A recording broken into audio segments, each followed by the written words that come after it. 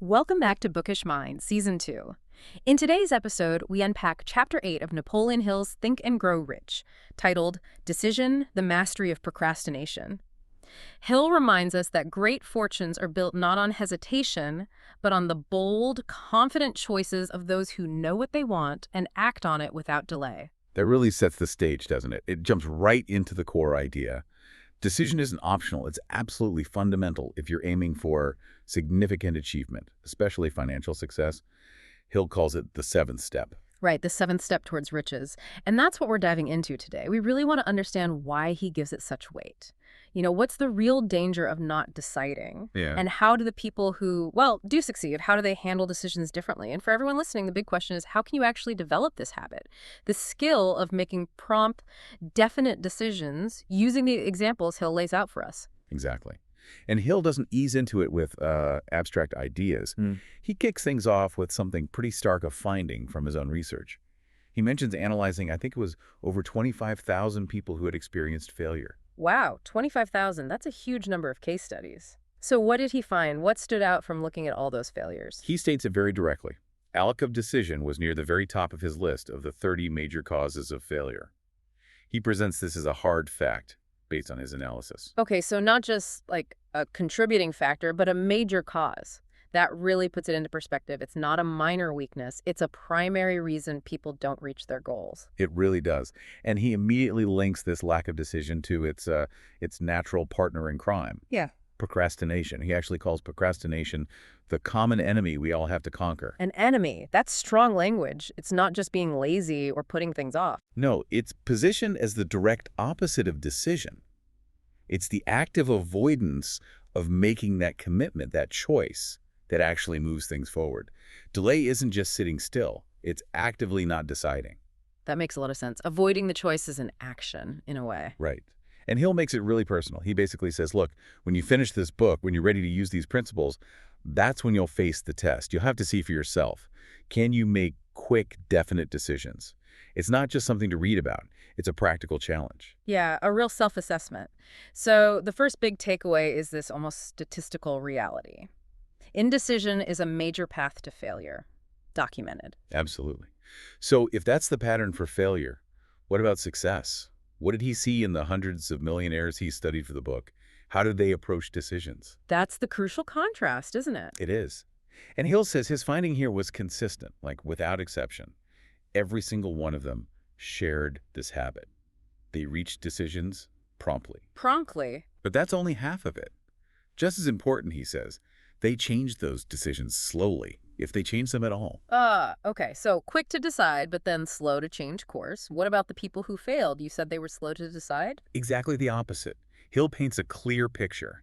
People who don't accumulate money, they tend to reach decisions, if they manage to make one at all, very slowly. Lots of hesitation, lots of delay. Right. And then this is key. They change those decisions quickly and often. They waffle, they second guess, they jump ship at the first hurdle or the first bit of conflicting advice.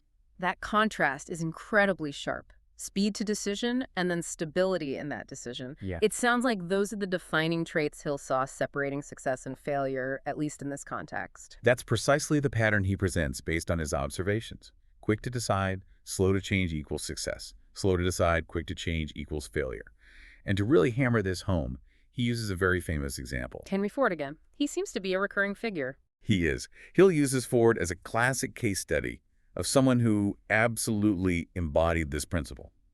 Prompt, definite decisions, and sticking to them, changing slowly.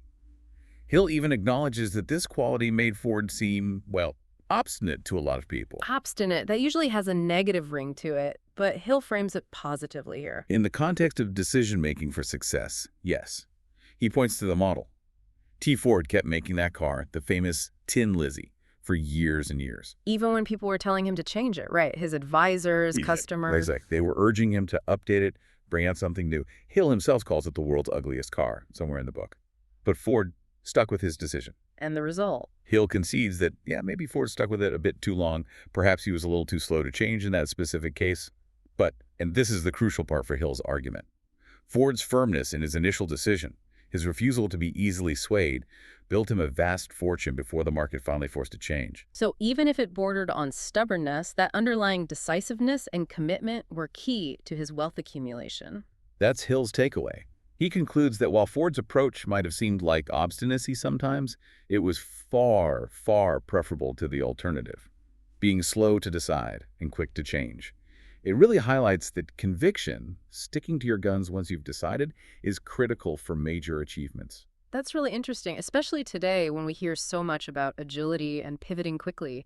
Hill seems to be saying for foundational success, that kind of rapid changing after slow deciding is actually detrimental.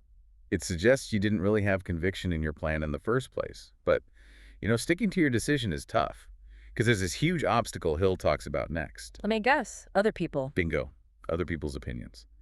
Hill identifies this as a major characteristic of those who fail financially. They're too easily influenced by what others think. Where do these opinions come from, according to Hill? He mentions things like newspapers, but also, maybe more universally, gossiping neighbors. He has this great phrase saying these external sources do people's thinking for them. Doing your thinking for you. Oof. I know. That hits home, doesn't it? Especially now with social media and just the constant barrage of external voices. It really does. And Hill has this incredibly memorable, almost brutal description for opinions. He calls them the cheapest commodities on earth. Cheapest commodities. Yeah, like the lowest value item available.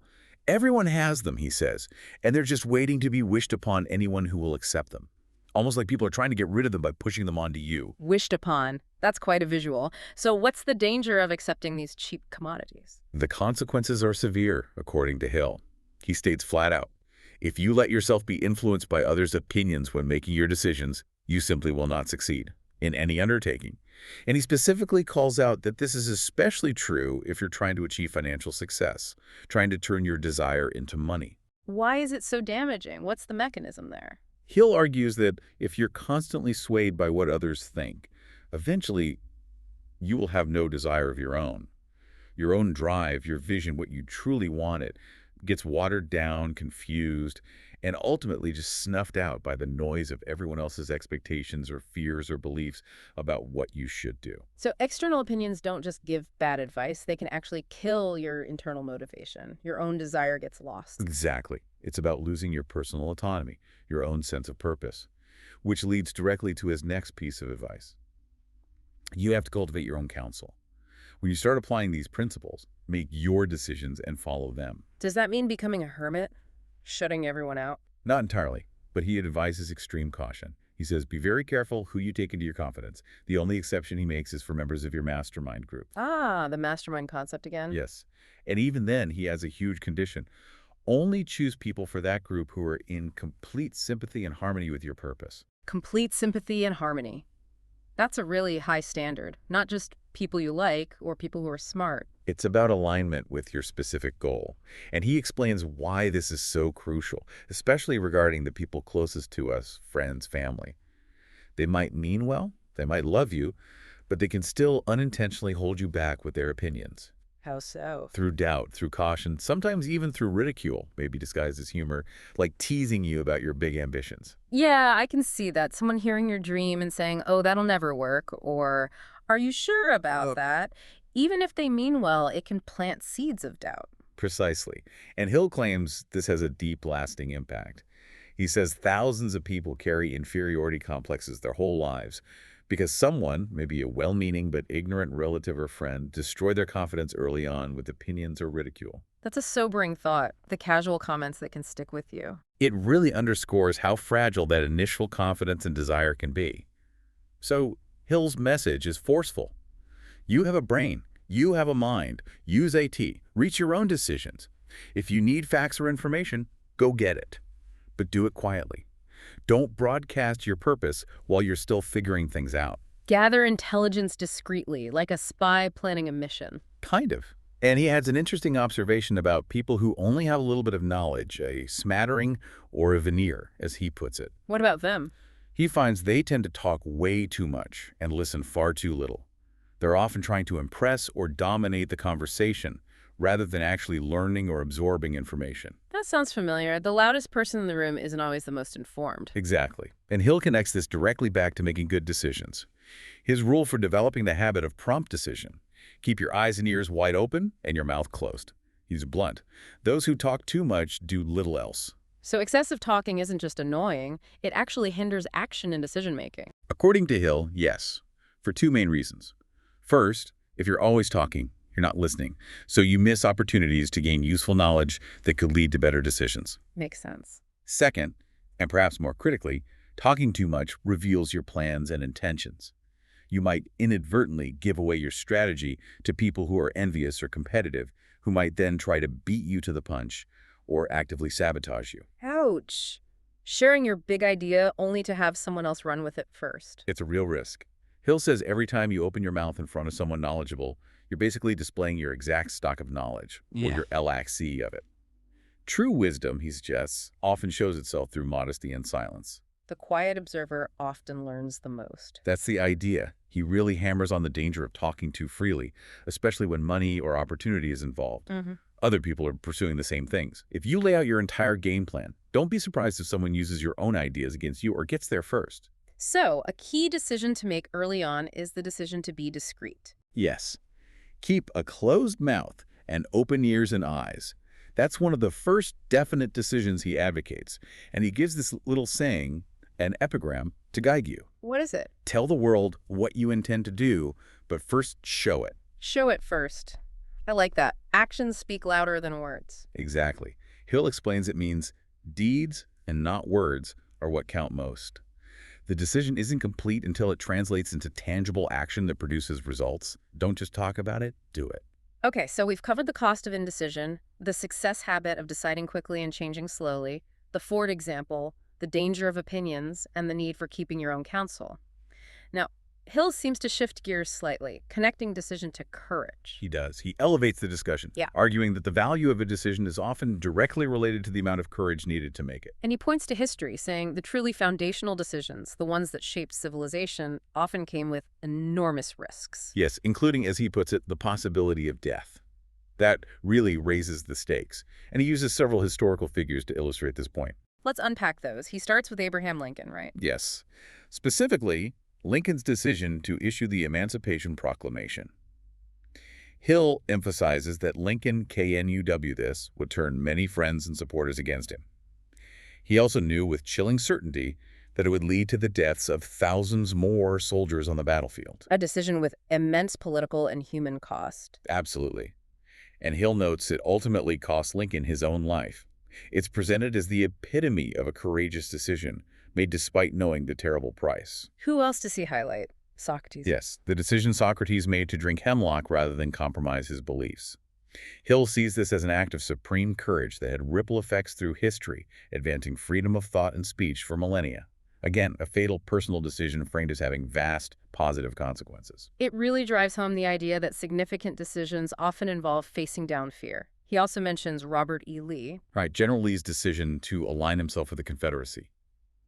Hill presents this, too, as a decision requiring great courage, acknowledging Lee knew the potential cost to his own life and the certain cost to many others. These aren't necessarily endorsements of the causes, but examples of the courage required for the decision itself. Understood. It's about the act of deciding under pressure and risk. And then he moves to what he considers the pinnacle example for Americans. The decision made in Philadelphia, July 4th, 1776, the signing of the Declaration of Independence. He focuses intensely on those 56 men. What's his specific angle on them? He stresses that they weren't just signing a political statement. They were signing a document they knew could be their death warrant. It was freedom, or as he graphically puts it, every one of them hanging from a gallows. The ultimate gamble, freedom or execution. Precisely. And Hill argues that while we remember the date, the famous names like Washington, the battles, we often miss the sheer terrifying courage packed into that initial decision to sign. And he says we also miss something else, an intangible power. Yes, this is a key point for Hill. He suggests that the real force behind the eventual American victory wasn't just military strategy or leadership, but this underlying intangible power that was unleashed by that decision. He even controversially suggests Washington was more like an accessory after the fact. Whoa, that's a bold claim. He's not trying to diminish Washington, though. No, he clarifies that. His goal isn't to downplay Washington's role, but to highlight this incredible power as the true cause of success. He thinks it's a tragedy that historians often overlook this force because, and here's the crucial link back to the listener, it's the same power available to every individual. The power that frees a nation can free an individual. That's exactly the connection he makes. This power allows you to overcome your own difficulties, to face your own challenges, and, as he puts it, force life to pay the price asked. And to show this power building, he traces the specific events leading up to the Declaration. Okay, let's follow that sequence. It starts back in Boston, 1770. March 5th, 1770. The tension, the British soldiers, the confrontation, the tragic command, fixed bayonets, charge. The Boston Massacre. An event that inflamed passions. Deeply. It led to a meeting of the Provincial Assembly. And in that meeting, John Hancock and Samuel Adams made a critical, courageous decision. They demanded the immediate removal of all British troops from Boston. Just two men making a huge demand. Yes. Hill pinpoints this decision by these two individuals as arguably the start of American freedom. Making that demand was dangerous. It required real faith and courage. And Adams delivered the demand to Governor Hutchinson. He did. And surprisingly, Hutchinson agreed. The troops were withdrawn. Hill uses this to illustrate that major changes often spark from a definite decision made by just a few determined individuals. And he names Hancock, Samuel Adams, and Richard Henry Lee as the key instigators, the real fathers. Yes, because of these early decisive actions. He notes that Adams and Lee corresponded often, sharing ideas between Massachusetts and Virginia. This communication sparked Adams's next big idea, a formal system for all the colonies to communicate and coordinate. The Committees of Correspondence. Exactly. In March 1772, Adams proposed it formally in the Massachusetts Assembly, a committee to correspond with other colonies for friendly cooperation. And Hill says this moment is really important. Vitally important. He calls it the beginning of the organization of that far-flung power. He identifies Adams, Lee, and Hancock as the core of the initial mastermind group formed through this initiative. He even connects it to the biblical idea of agreement bringing power. So the committee wasn't just about letters. It was about building a unified mental force, a mastermind. That's how Hill presents it. It was the mechanism to grow that power, to connect minds across all 13 colonies, consolidating grievances and building collective resolve. It was the first real organized planning effort on a large scale. Before this, it was mostly scattered individual protests. Right. No unified strategy or purpose until Adams, Hancock, and Lee took the definite decision to create this structure. It shows the power of organized, unified decision. But of course, the British noticed. A new governor arrived, Gage. Yes, Governor Gage replaced Hutchinson, and his mission was clear. Shut down the opposition, primarily Samuel Adams. Gage tried using fear. He sent Colonel Fenton with an offer. What was the offer? Essentially, a bribe. Benefits, reconciliation with the king, peace, if Adams stopped causing trouble. But there was a threat attached. The stick to go with the carrot. A very big stick. Fenton told Adams his actions could lead to him being tried for treason in England under an old law, meaning he could be shipped off and hanged. So the choice was stark. Sell out for safety or stand firm and risk execution? A life-or-death decision, Yeah. right there on the spot. Hill says most people would have hesitated, tried to buy time, but Adams, he decided instantly. What does he tell Fenton? His reply was incredible. He told Fenton to tell Gage that he'd long ago made his peace with the King of Kings, that no personal gain would ever make him abandon the righteous cause of his country. And then, the kicker. He advised Gage to no longer insult the feelings of an exasperated people. Wow. No compromise, pure defiance, and a warning back to Gage. That took immense courage. It showed absolute loyalty to his principles over his personal safety. Gage was predictably enraged. Which led to that famous proclamation. Exactly. Gage issued a proclamation offering a pardon to basically everyone except Samuel Adams and John Hancock. Their crimes, he said, were too great and deserved condign punishment. As Hill puts it, they were now officially on the spot. That really turned up the heat, forcing their hand again. Absolutely. They immediately called a secret meeting of their key allies. This is where Hill says the mastermind really gained momentum, fueled by the danger. And Adams did something dramatic. What was that? After everyone was inside, he locked the meeting room door and pocketed the key. Lock them in. Seriously. Yes. He told the group it was imperative they organize a Congress of the Colonies, and no one was leaving until that decision was made. That's one way to master procrastination. physically preventing escape from the decision. It was extreme, but it was designed to counteract the fear and doubt that must have been palpable in that room. Hill describes the tension, the arguments, the weighing of risks. Old man fear was definitely present. Fear, the great inhibitor of decision. But Hill stresses Hancock and Adams were seemingly immune to it. Their conviction, their certainty, eventually swayed the others. And they made the decision. They did. Using the network of the correspondence committees, they decided to convene the First Continental Congress in Philadelphia on September 5, 1774. And Hill sees that date as even more critical than July 4th, 1776. He argues that without that decision in 1774, the Declaration in 1776 simply wouldn't have happened. It was the necessary precursor, the foundational decision that enabled everything that followed. Meanwhile, similar things were brewing down in Virginia. Jefferson. Yes. Jefferson had published his Summary View of the Rights of British America, which angered Governor Dunmore. Jefferson, too, was threatened with prosecution for treason. It seems treason was the charge leveled against anyone who dared to make a stand. It was the ultimate threat. And hearing about the potential charge against Jefferson prompted Patrick Henry's famous defiant speech, ending with, "If this be treason, then make the most of it." More courage, more decision in the face of fear. So you have these individuals across different colonies making these incredibly risky decisions. Yes, Hill emphasizes they did this without armies, without official power, without much money, just through the power of their conviction and their willingness to make definite decisions and organize. They met and debated for 2 years, from that First Continental Congress onward. Which brings us closer to the Declaration itself, June 7th, 1776. Richard Henry Lee, back in Congress, formally proposes the motion for independence. These united colonies are, and of right, ought to be free and independent states. The actual resolution for separation. It kicked off intense debate. Lee, embodying that principle of promptness, got impatient with the deliberation, urging them, "Why do we longer delay? Let this happy day give birth to an American republic." That impatience again, pushing past the hesitation. Lee had to leave, but he entrusted the cause to Jefferson. Hancock appointed Jefferson to chair the committee to draft the formal declaration based on Lee's motion. And that committee knew exactly what they were doing. They knew they were drafting their potential death warrants. The stakes were absolute. June 28th, the draft is read. Yes, followed by days of debate and revision.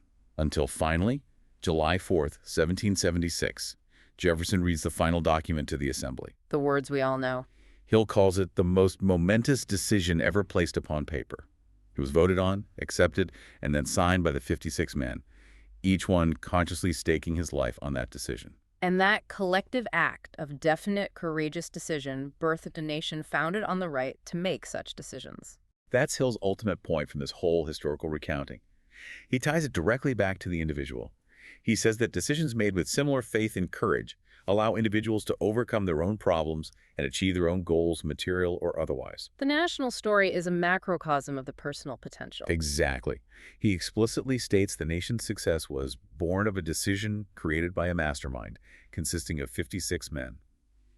Their decision, their unified will, was the power that ensured Washington's eventual victory. Because that spirit permeated the whole effort. It became a spiritual power, Hill says, a force that simply refuses to recognize failure.